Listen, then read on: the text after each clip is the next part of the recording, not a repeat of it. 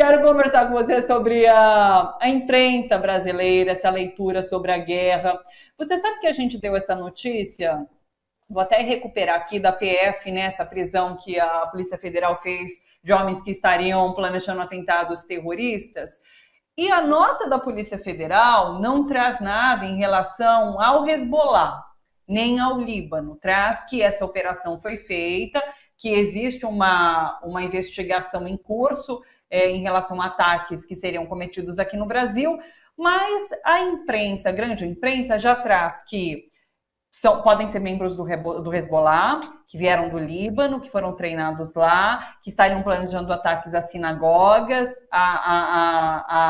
enfim, há toda uma contextualização que me parece, inclusive, proposital para relacionar com o que a gente está acompanhando da guerra Israel-Palestina. A gente sabe que existe um viés pró-Israel na grande mídia, a gente já conversou sobre isso por aqui.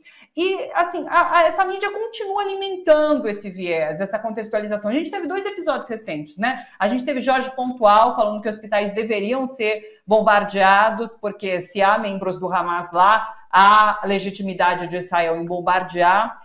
A gente teve Renata Lopretti fazendo ali uma contextualização muito duvidosa também em relação a uma pirâmide social, tentando dizer que existem mais crianças ali na faixa de Gaza, por isso morrem mais crianças, e vários estudiosos saíram repudiando esse tipo de análise, porque disseram que não há essa relação. Você, desde os anos 90, se militarmente você consegue atingir alvos específicos, você não precisa matar civis para atingir alvos.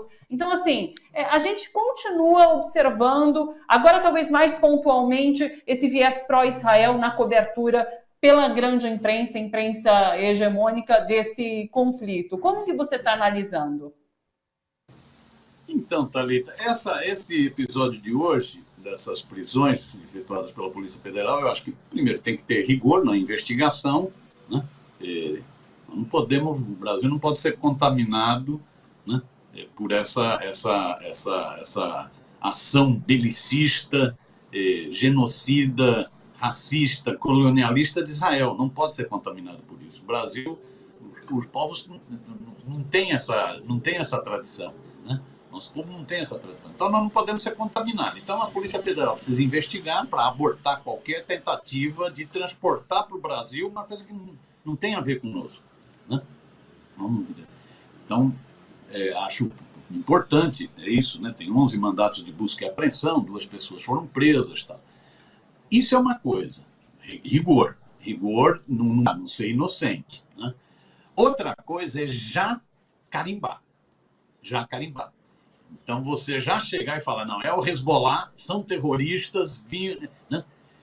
É interessante que essa informação saiu no jornal O Globo, né? Saiu no site do Globo. A Globo tem tido um papel, na minha opinião, horrível nessa situação de massacre, de genocídio do Estado terrorista de Israel contra o povo palestino. Não é uma guerra. Guerra são 2 exércitos. Não é uma guerra.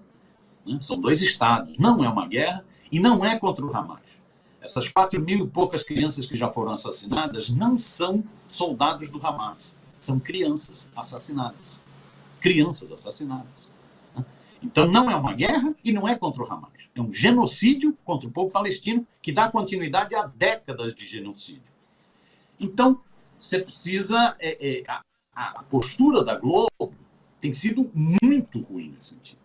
Porque ela justifica a expressão maior dessa. Na questão da Lopretti, eu ainda relativizo um pouco. No do Jorge Pontual, não. Do Jorge Pontual, um carniceiro. O Jorge Pontual está parecendo um porta-voz do Netanyahu. Ele é um carniceiro, é um carrasco. Ele é a expressão pior do que essa manipulação midiática. Tanto virou uma figura caricata, inclusive, até chegou ao ponto de ter que pedir desculpa, porque deve ter dado umas tensionadas, né? Porque é isso, ele justifica atacar comboio de ambulâncias, ele justifica atacar campo de refugiado, ele passa a versão de que os hospitais têm túneis. Hoje a mídia internacional está mostrando que isso é uma mentira, não tem túnel nenhum de gás em hospitais.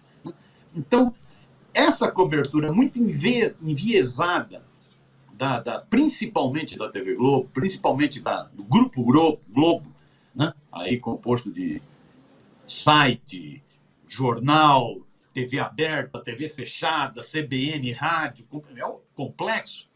A postura tem sido muito ruim, muito ruim. Por isso que precisa cautela com relação a esse episódio dessas duas prisões. A polícia precisa investigar. E é bom, inclusive, que a Polícia Federal, espero que o Ministério da Justiça tenha todos esses cuidados, que a Polícia Federal não fique passando relatinho para alimentar veneno. Porque tem muito agente da Polícia Federal que adora fazer isso e tem muito jornalista que parece assessor de imprensa, era assessor de imprensa de procurador, assessor de imprensa de juiz, assessor de imprensa de gente da Polícia Militar, Civil, Federal. É assessor de imprensa, não tem visão crítica. Recebe e publica, porque tem que dar furo. Que furo? Né? Então, é preciso analisar com calma isso, né? A Polícia Federal precisa investigar. Beleza? Esse é o papel dela, para evitar que a gente traga para o Brasil, né, essa situação tão dramática que está se vivendo em Gaza. Então, investiga. Agora, não alimenta fofoca, não alimenta especulação. Porque é evidente que uma especulação como essa do Hezbollah, por isso que eu estou dizendo, investiga, não estou nem dizendo que sim, nem que não. Investiga, apure-se. Uma manipulação dessa, já colocando como Hezbollah, serve para justificar ações de Israel contra o Líbano. O Líbano está sendo bombardeada por Israel. Bombardeada por Israel. Eu acho, inclusive, que um setor da mídia está numa sinuca de bico.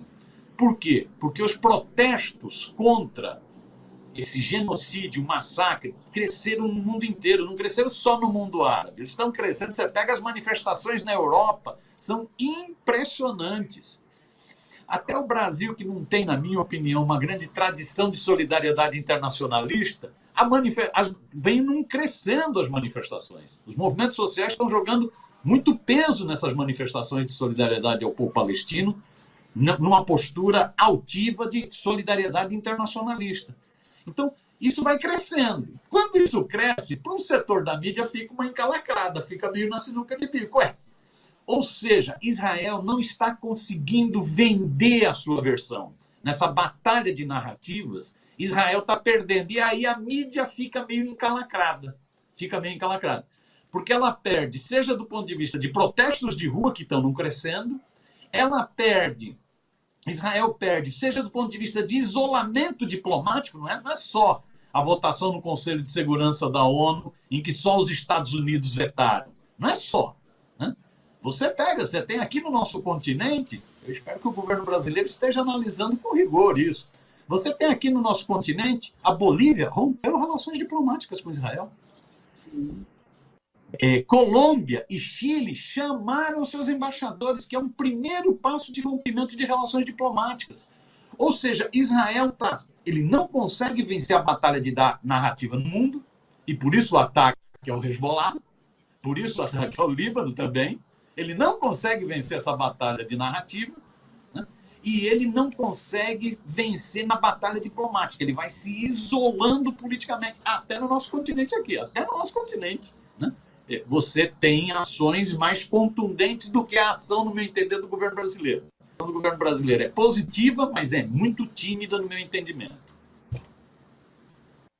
Há quem diga que o governo brasileiro espera, né, a liberação dos brasileiros palestinos ali na faixa de Gaza para, de repente, subir o tom, mas a gente vai conversar sobre tudo isso com o professor Alexandre Mirhan, inclusive falar sobre esse isolamento de Israel e dos Estados Unidos. Está no início da nossa pauta, daqui a pouquinho com o professor Alexandre Mirhan, tá bom, pessoal?